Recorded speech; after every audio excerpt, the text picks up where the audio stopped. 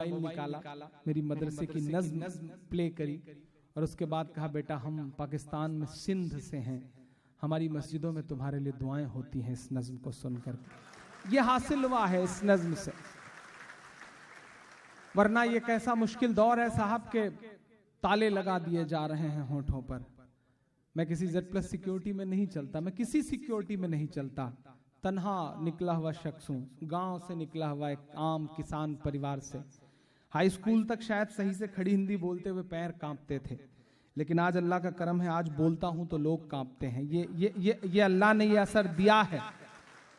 मेहमान खुसूसी जो भी डाइस पे बैठे रहते हैं, उत्तर प्रदेश है, कहीं भी किसी भी मुशायरे में जो सियासी लोग हैं, वो 4 बार मुझसे कहते हैं कि इमरान थोड़ा सा एहतियात बरतना, थोड़ा सा सोच के, थोड़ा सा बेटा ख्याल रखना। अल्लाह ने ये असर दिया, ये सिर्फ और सिर्फ आप सबकी दुआओं का असर था, बड़े बुजुर्गों की दुआओं का असर था। मोहब्बत कौन करता है, सियासत कौन करता है। डराने वाले डराएं, लेकिन मेरा ईमान है कि मोहब्बत कौन करता है, सियासत कौन करता है। मुझे मालूम है मेरी हिफाजत कौन करता है, मुझे मालूम है मेरी हिफाजत कौन करता है। और हमी ने लाज रखी है बुजुर्गों की यहाँ, वरना सभी टुकड़ों पे पलते हैं, बगावत कौन करता है। सभी टुकड़ों पे पलते हैं, बगावत कौन करता है। कि यहाँ कुरान पाक की हर लम्हा है तिलावत होती, यहाँ कुरान पाक की हर लम्हा है तिलावत होती। जर्रे जर्रे में हमदर्दी और मोहब्बत होती, और मोहब्बत होती। कभी नहीं हो सकता कत्ले आम मदरसों से। मत जोड़ो आतंकवाद का नाम मदरसों से, कोई इल्जाम मदरसों से।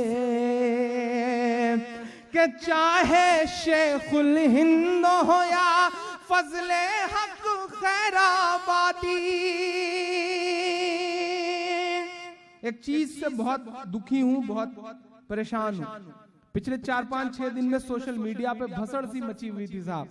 जश्न ईद मिलादुल नबी के दौरान ऐसा लग रहा था कि जैसे फिरका वाराना जंग छिड़ गई हो सोशल मीडिया पे। यहाँ अलग अलग मसलकों के, अलग अलग फिरकों के तमाम ऐसे इंपॉर्टेंट लोग बैठे हैं जो असर रखते हैं अपने इलाकों में। आप लोगों से आपका गांव, आपका शहर, आप लोगों की सुनता है, आपकी मानता है। मैं बस आपसे बहुत मोहब्बत से गुजारिश करता हूं कि ये जो हमारे बीच में ये जो फसाद है, इस पर भी काम करिए, इसके लिए मेहनत करिए। क्योंकि सुब्रमण्यम स्वामी राहुल कंवल को इंटरव्यू देते हुए ऑन रिकॉर्ड ये कहते हैं कि हिंदुस्तान पे हुकूमत करने का सबसे मास्टर प्लान है मेरा, कि हम मुसलमानों को देवबंदी, बरेलवी, वहाबी, शिया, सुन्नी में आपस में लड़ाएंगे और उधर हम सबको एकजुट करेंगे और इस तरह हुकूमत करेंगे। अब नहीं जागेंगे तो कब जागेंगे। अपने अपने मसलक पर, अपने अपने अकीदे पे पुख्तगी के साथ डटे रहिए, लेकिन दूसरों के लिए गुंजाइश रखिए। सड़क पर लड़ाई मत करिए, जो मस्जिदों की बात है उसे सड़क पर मत लाइए। मेरी इतनी गुजारिश है आप क्या कहने। ये बहुत मुश्किल दौर है। और मैं यहाँ खड़ा होकर के मैं सल्यूट करूंगा मौलाना तौकीर रजा साहब को, सल्यूट करूंगा कि पिछले दिनों जब NIA ने 13 बच्चों को दिल्ली के आसपास के इलाकों से उठाया, तो सलाम मौलाना तौकीर रजा साहब को कि उन्होंने कहा कि हमारे बच्चे उठाए जा रहे हैं, हमारी नस्लें परेशान हैं, हम अब देवबंदी और बरेलवी में नहीं लड़ेंगे। और वो सीधे देवबंद मदरसे में गए, वहां बैठे। ये इत्तेहाद की एक ऐसी कोशिश थी कि जिसके लिए उन्हें सलाम। और इस बार जमीयत उलमा हिंद को सलाम कि उन्होंने अजमेर में जाकर के अपना सालाना इजलास किया। ये एक नई कोशिश है, एक नई शुरुआत है। आप सब बहुत अहम लोग हैं। मैं आपसे गुजारिश कर रहा हूं कि जो नफरतें छोटे छोटे बच्चों के दिलों में मसलकों को लेकर के भरी हुई है, इसके लिए काम करिए। लोगों को रोकिए कि भैया ठीक है, जो मसलक मानते हो मानो, लेकिन दूसरों के लिए लड़ाई वाले एहसास मत रखो, गाली वाले एहसास मत रखो। जब अल्लाह एक है, अल्लाह का रसूल एक है, हम उसके मानने वाले हैं, तो लड़ाई किस बात की दोस्तों। मैं मौलाना तौकीर रजा की एक कोशिश थी, आप उसका रिजल्ट सुनिए। पहली बार आजादी के बाद पहली बार ऐसा हुआ है कि 13 बच्चे उठाए गए और जरा सा इत्तेहाद आपने दिखाया तो तीसरे दिन 10 बच्चों को छोड़ना पड़ा है बेगुनाह बता करके एनआईए को। 10 बच्चे छोड़ दिए गए। आप सोचिए, एक झलक में 10 बच्चों की जिंदगी बच गई, वरना 15 साल बाद शायद वो बरी हो पाते। ये हुआ है, इस एहसास को समझिए कि चाहे शेखुल हिंद हो या फजले हक खैराबादी, जंगे आजादी में सबने अपनी जान लड़ा दी, अपनी जान लड़ा दी। मिला तुम्हें मिला हमें आजादी का इनाम मदरसों से, मत जोड़ो आतंकवाद का नाम मदरसों से, कोई इल्जाम मदरसों से। मैं इलाहाबाद यूनिवर्सिटी में हिंदी का विद्यार्थी रहा हूं, मदरसों में पढ़ाई का कोई सिलसिला नहीं रहा है मेरा, लेकिन जो मेरा दिल कहता है, जो मेरा ईमान कहता है, मैं उसे मिसरों में पिरोता हूं कि पड़ी जरूरत देश को जब जब किया कमाल इन्हीं ने। आपको याद है न्यूजीलैंड के खिलाफ मैच था, बेटी आईसीयू में एडमिट थी, लेकिन सलाम मोहम्मद शमी को कि उसने कहा कि पहले भारत को जितवा लूंगा तब बीमार बेटी को देखने के लिए आईसीयू में जाऊंगा। ये जज्बा है। भारत क्रिकेट का विश्व कप जीतता है, क्रिकेट के भगवान सचिन तेंदुलकर को जीत का जश्न मनाना होता है, तो उन्हें कंधे पर उठाने के लिए गुजरात की मस्जिद के मुअज्जिन का लड़का यूसुफ पठान आगे आता है, उन्हें कंधे पर उठा के पूरे स्टेडियम के चक्कर लगाता है। ये कुव्वत, ये ताकत मस्जिद और मदरसों के उन छोटे छोटे दानों में है जो हमारे आपके चंदों से आते हैं, किसी सरकारी मदद से नहीं आते हैं साहब। इस देश की लोकसभा में बैठा हुआ एक शख्स कहता है कि मदरसे टेररिज्म का अड्डा है, मदरसों में ये पढ़ाया जाता है, मदरसों में वो पढ़ाया जाता है। मैं नाम नहीं लूंगा, नहीं आप जान जाएंगे कि मैं साक्षी महाराज की बात कर रहा हूं। जिस दिन उन्होंने ये बयान दिया, मेरा जिला उनके पड़ोस में है, मेरा मन हुआ कि मैं उन्हें चिट्ठी लिख के कहूं कि नहीं, ऐसा नहीं है, कल या परसों से नहीं निकले। कई अरमान हैं दिल में जो बरसों से नहीं निकले। नहीं, ऐसा नहीं है कल या परसों से नहीं निकले, कई अरमान हैं जो दिल में बरसों से नहीं निकले। हो आसाराम, नित्यानंद या के पाल बाबा हो, खुदा का शुक्र है ये सब मदरसों से नहीं निकले। खुदा का शुक्र है ये सब मदरसों से नहीं निकले। कि पड़ी जरूरत देश को जब जब किया कमाल इन्हीं ने, देश को एक से एक बढ़ करके दिया है लाल इन्हीं ने, दिया है लाल इन्हीं ने। 3 राष्ट्रपतियों के नाम गिना रहा हूं कि निकले जाकिर फखरुद्दीन कलाम मदरसों से, मत जोड़ो आतंकवाद का नाम मदरसों से, कोई इल्जाम मदरसों से। अब बहुत अहम लोग हैं। मुशायरा 2 हिस्सों में तकसीम हुआ करता है, तराजू के जिस तरह 2 पलड़े होते हैं। आप 1.5-2 फीट नीचे बैठे हैं, लेकिन मेरा अपना मानना है कि आप हमसे ज्यादा अहम लोग हैं, क्योंकि तराजू का पलड़ा वही नीचे होता है जिसमें वजन ज्यादा होता है। आप ज्यादा वजनदार लोग हैं, आपको शायरी सुनने और समझने और सहने का सलीका है, इसलिए मेरी नजर में आप ज्यादा बड़े लोग। मैंने अब तक जो कुछ कहा वो एक किनारे, ये 2 मिसरे एक बंद, मेरी जिंदगी का शायद सबसे खूबसूरत बंद, क्योंकि मेरी अम्मी मुसलसल सफर से लौटने के बाद जब कभी घर पहुंचता हूँ 20 दिन 25 दिन बाद, जिंदगी ने इतनी उम्र में ऐसी आवारगी बख्श दी है कि घर जाना नहीं हो पाता। 5 स्टार कल्चर जीते जीते किसी दिन अम्मी के हाथ की मोटी वाली रोटी और चटनी की बहुत याद आती है। लगता है कि काश वो नसीब हो सके। आप सब भी उस एहसास को जीते होंगे, मैं जानता हूं, क्योंकि असली जिंदगी वही है जो मिट्टी की खुशबू और सौंधी सौंधी चूल्हे की रोटी की खुशबू है ना। दुनिया के किसी भी 5 स्टार होटल में वो स्वाद आ ही नहीं सकता, क्योंकि वो रोटी की एहसास और रोटी का स्वाद नहीं है, वो माँ के हाथों का एहसास और माँ के हाथों का स्वाद है जो कहीं और से आ ही नहीं सकता। कई दिन बाद जब घर लौटता हूँ और बहुत थका होता हूँ तो अम्मी जबरदस्ती बालों में तेल लगाने लगती हैं। उन लम्हों में वो मुझसे कहती हैं कि तुमने जो कुछ कहा है सब बहुत अच्छा मुझे लगता है, लेकिन तुम्हारा वो जो एक मिसरा है उस नज़्म में वो मुझे बहुत पसंद है, वो मुझे भी बहुत पसंद है। मैं पढ़ता हूँ 57 की जंग के बाद अंग्रेजों को लगा कि हिंदुस्तान पे हुकूमत तो बहुत मुश्किल है। हम लड़ रहे थे, क्योंकि हमसे छीनी गई थी हुकूमत। हमारी आंखों में बहादुर शाह जफर के बेटों की सर कटी हुई लाशें थीं, थाल में सजा करके पेश किया गया सर था।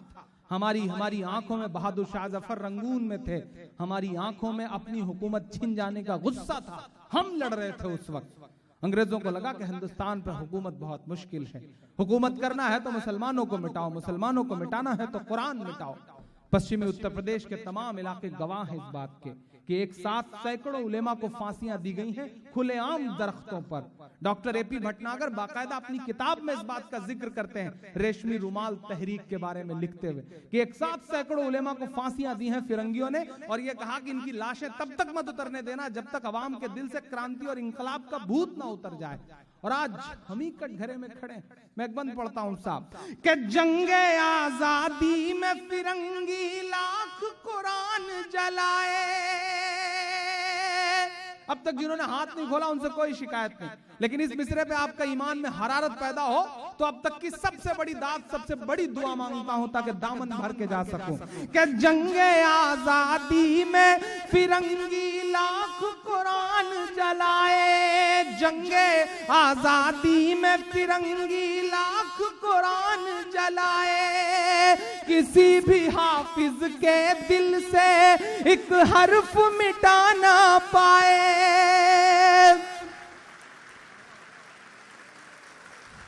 वाह वाह वाह वाह वाह, क्या कहने भाई इमरान साहब, खूब वाह वाह वाह, सुभान अल्लाह सुभान अल्लाह। फारूक भाई सुभान अल्लाह। जंगे आजादी में फिरंगी लाख कुरान जलाए।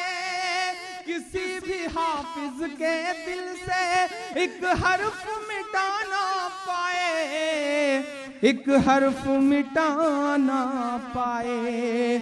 लिया है अल्लाह ने सभी काम मदरसों से, मत जोड़ो आतंकवाद का नाम मदरसों से, कोई इल्जाम मदरसों से।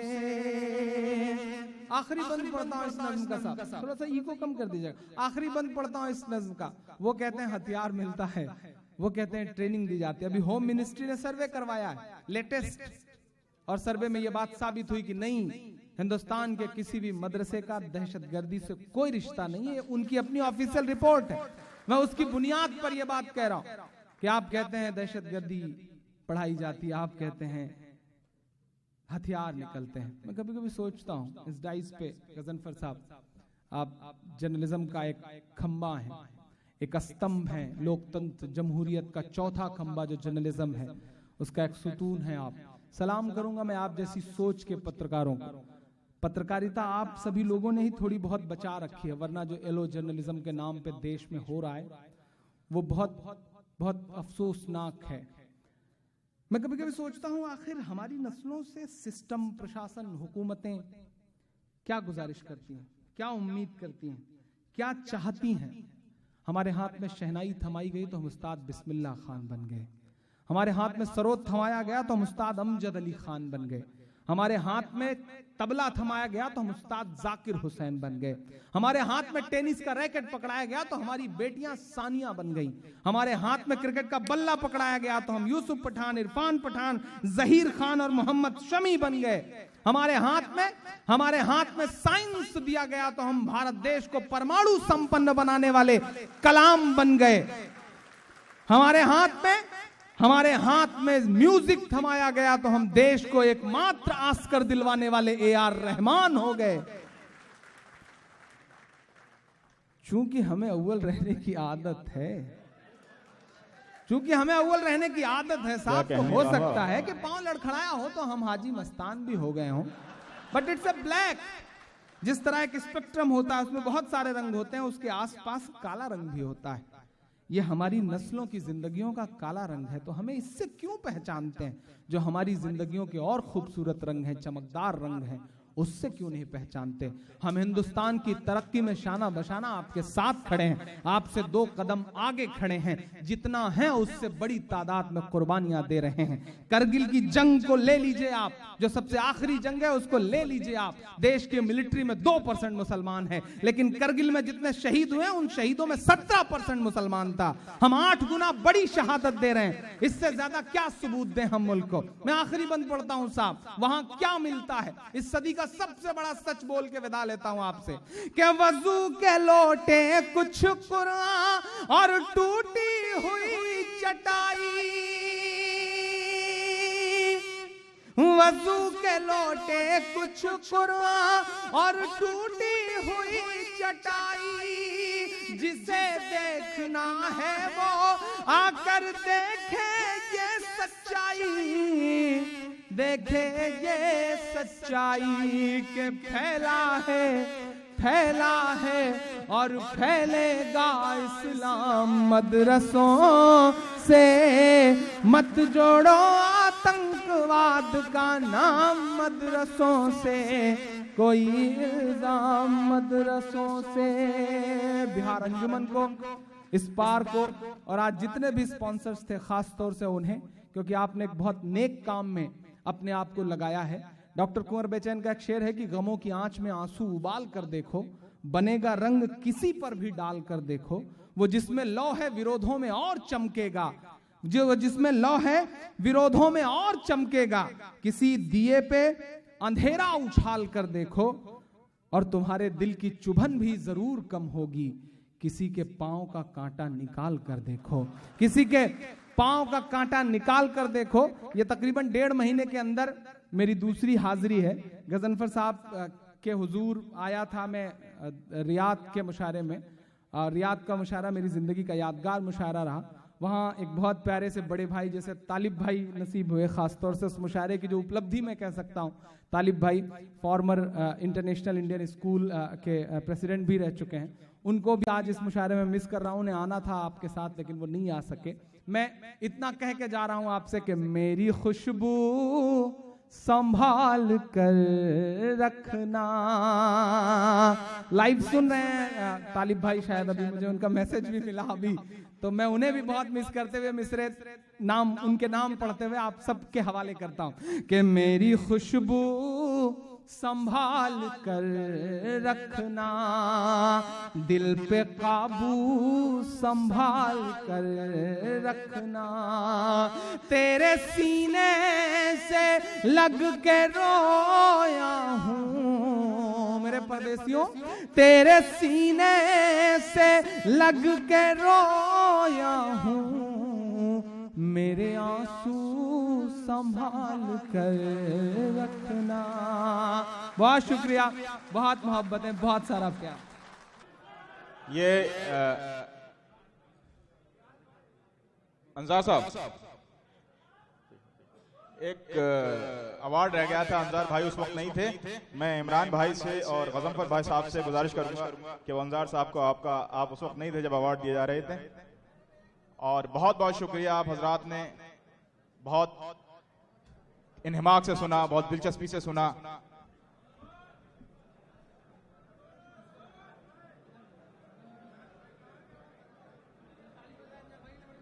अंजार भाई के लिए बहुत बहुत तालियां बजाएं। ये आज का ये प्रोग्राम, वो इवेंट मैनेजर हैं इस मुशायरे के, उन्होंने बहुत मेहनत की है।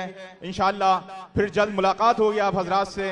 अपनी कौम का, अपने दोस्तों का, अपने रिश्तेदारों का बहुत ख्याल रखिएगा, उर्दू का तहफ़्फ़ुज़ करते रखिएगा, ईमानदार लोगों की कद्र करते रहिएगा। आपका बहुत बहुत शुक्रिया। इंशाअल्लाह बहुत जल्द किसी दूसरे ऐसे ही प्रोग्राम में जल्द मुलाकात होगी।